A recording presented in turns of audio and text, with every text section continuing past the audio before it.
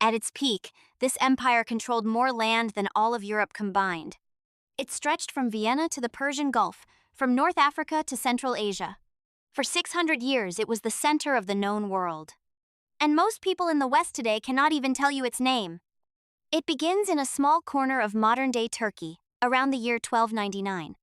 A tribal leader named Osman had a dream of a tree growing from his chest. In the dream, the branches spread across the entire earth. He believed it was a divine message. His descendants would spend the next 6 centuries trying to make it real.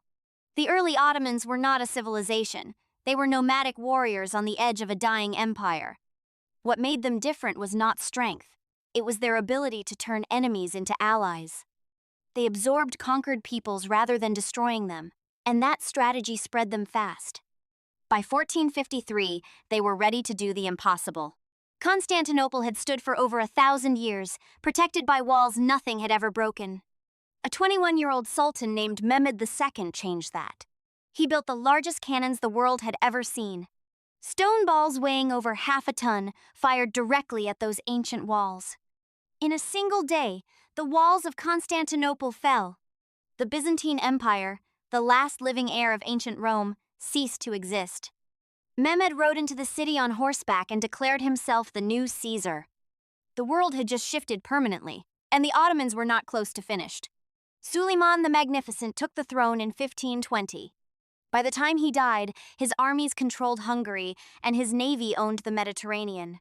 The empire stretched across 30 million people, speaking dozens of languages, following multiple religions. And here is the part most history books leave out entirely. The Ottomans did not force conquered peoples to convert or disappear. They created the millet system, allowing different communities to govern their own religious affairs.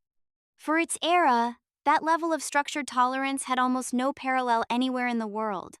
But empires do not last forever. The same qualities that made them unstoppable in the 1400s became weaknesses in the 1700s. Europe was industrializing rapidly. New weapons, new tactics, new navies were emerging everywhere.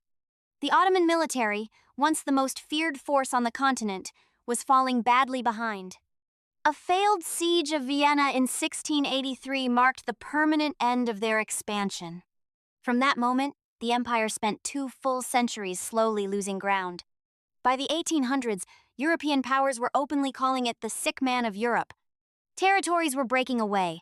Nationalist revolts were spreading inside the borders. The treasury was collapsing. Then came World War I. The Ottomans joined Germany in 1914, betting that a German victory would reverse the decline. It did not. When Germany surrendered, the empire was divided by Britain and France in a Paris conference room. The capital was occupied. The Sultan was powerless. Centuries of history erased by a treaty. But one general refused to accept any of it. Mustafa Kemal launched a new war against the occupying forces. He won. In 1923, he declared the birth of a modern republic. Not an empire, a nation, Turkey, built on the bones of a civilization that had shaped the entire modern Middle East, North Africa, and Eastern Europe. Every contested border and unresolved conflict in those regions today traces back, in some form, to 600 years of Ottoman rule. If that kind of story is what brought you here, subscribe. There is a lot more of this coming.